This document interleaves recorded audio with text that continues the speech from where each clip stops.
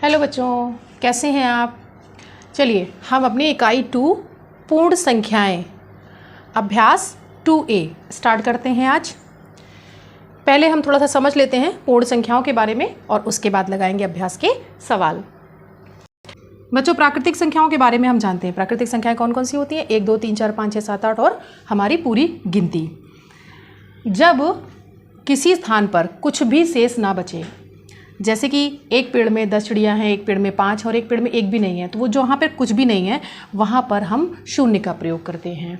और जब इस शून्य को हम लोगों ने प्राकृतिक संख्याओं में शामिल कर दिया तब हमें मिली पूर्ण संख्याएं। पूर्ण संख्याओं की स्टार्टिंग कहाँ से होती है? 0 1 2 3 4 5। ये 1 2 3 4 5 है और यहाँ पर 0 भी शामिल हो जाता है। तो अब हम क्या कह सकते हैं कि सबसे छोटी पूर्ण संख्या कौन सी होगी? शून्य ही होगी हमारी। कोई भी पूर्ण संख्या सबसे बड़ी नहीं होती है, क्योंकि प्रत्येक पूर्ण संख्या से बड़ी पूर्ण संख्या मौजूद है। देखिए 0 तो शामिल हो गया इसमें, जिसकी वजह से हम प्राकृतिक संख्याओं को पूर्ण संख्याएं कहने लग गए।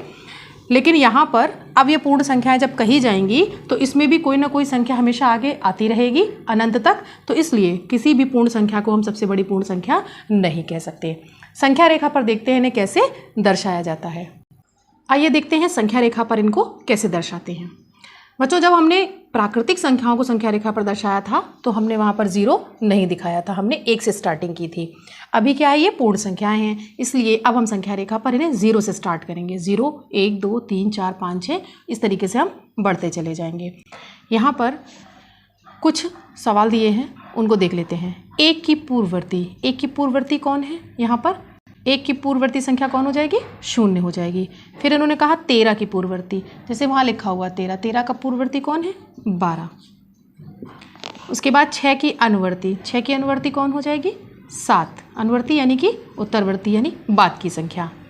तो इस तरीके से बच्चों हम संख्या रेखा पर पूर्ण संख्याओं को दर्शा सकते हैं और उनसे हम किसी भी पूर्ण संख्या की पूर्ववर्ती या अनुवर्ती संख्या भी बता सकते हैं देख करके।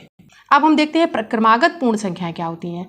क्रमागत पूर्ण संख्या बच्चों कोई भी पूर्ण संख्या जो क्रम से हो, जैसे 2 3 4 7 8 9, कोई भी पूर्ण संख्याएं जो क्रम से होती हैं, लगातार क्रम से होती हैं, वो हमारी क्रमागत पूर्ण संख्याएं कहलाती हैं। जैसे 2 3 4 7 8 9 15 16 17 कोई भी हो सकती हैं वो आपकी पूर्ण संख्याओं के अंतर्गत।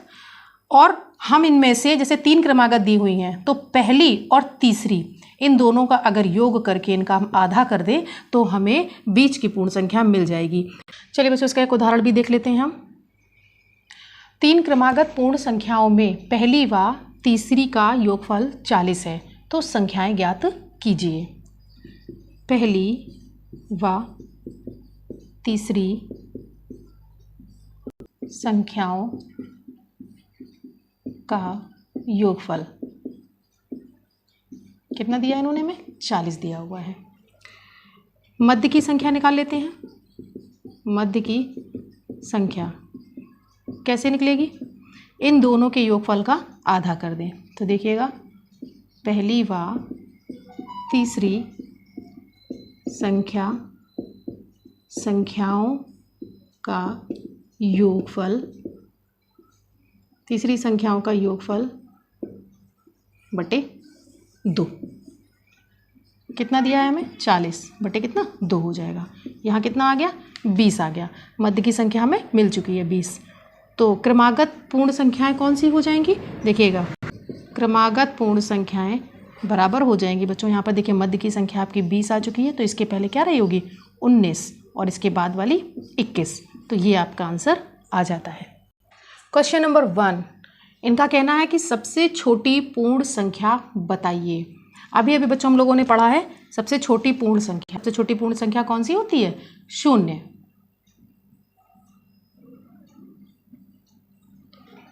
दूसरा है संख्या रेखा पर निम्न पूर्ण संख्याओं को दर्शाइए। यहाँ हमें 0 से लेकर के 6 तक की पूर्ण संख्याएं दी हुई हैं। तो चलिए बना लेते हैं संख्या रेखा।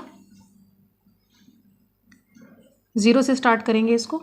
1 2 3 4 5 6 और ये संख्या रेखा पर प्रदर्शित हो जाती हैं। क्वेश्चन नंबर 3 क्या दिया है? 3 क्रमागत पूर्ण संख्याओं में पहली व तीसरी का योगफल 28 है। संख्याएं ज्ञात कीजिए। इस सवाल को हम लगाते हैं। कैसे लगाएंगे? 3 क्रमागत पूर्ण संख्या हमें बतानी है, तीनों ही संख्याएं बतानी है। इन्होंने पहले और तीसरे का योगफल दिया है, तो पहले लिख लेते हैं।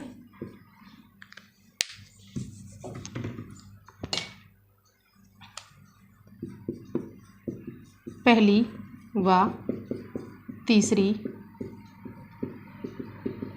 संख्या का योगफल बराबर कितना?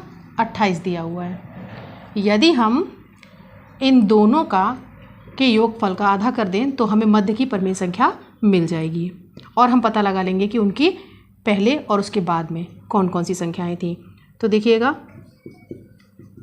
पहली व तीसरी पूर्ण संख्याओं, ये पूर्ण संख्या बच्चों, पूर्ण संख्या के योगफल का आधा, योगफल का आधा कर लिया जाए, जिससे कि हमें मध्य की संख्या मिल जाएगी। कितना? 28/2 कितना आ जाएगा? 14। मध्य की संख्या हमें मिल गई। मध्य की पूर्ण संख्या, मध्य की पूर्ण संख्या कितनी हो गई हमारे पास? 14 आ जाती है।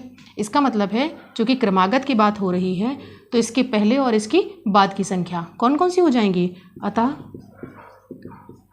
3 क्रमागत पूर्णांक संख्याएं, 3 क्रमागत पूर्ण संख्याएं कौन कौन सी हो जाएंगी? 13, 14 और 15। ये बच्चों आपका आंसर आ जाएगा। क्वेश्चन नंबर 4, यहाँ बच्चों क्या दिया है? यदि 3 क्रमागत पूर्ण संख्याओं में मध्य की संख्या 39 है तो तीनों संख्या ज्ञात कीजिए। क्रमागत पूर्ण संख्याएं हैं, यहाँ पर हमें मध्य की दे रखी है। मध्य की संख्या कितनी दी है? 39 दी हुई है बच्चों। तो तीनों संख्याएं बहुत आसानी से बता देंगे। देखिएगा, तीनों संख्या कौन कौन सी हो जाएंगी? एक इसके पहले की यानी कि 38, बीच की संख्या ये होगी आपकी 39 और बाद वाली कौन सी हो गई? 40।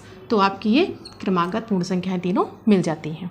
आगे देखिए नंबर 5 पर क्या कह रहे हैं? प्राकृतिक संख्याओं के समूह में किस संख्या को शामिल कर लेने से वह पूर्ण संख्याओं का समूह बन जाता है? किसको शामिल करते हैं बच्चों हम? शून्य को। यदि शून्य को शामिल कर लें हम तो प्राकृतिक संख्याओं का जो समूह है वह हमारा पूर्ण संख्याओं के समूह में बदल जाता है। इस प्रकार से बच्चों ये आपका अभ्यास 2A समाप्त हो जाता है। 5 ही सवाल थे, इसमें बहुत छोटा सा अभ्यास था ये। आप इन सवालों को लगाइए। अगर आपको कोई दिक्कत आती है तो आप हमसे कमेंट में पूछ सकते हैं। वीडियो को शेयर करते रहिए, चैनल को सब्सक्राइब करवाते रहिए और सीखते रहिए गणित मेरे साथ।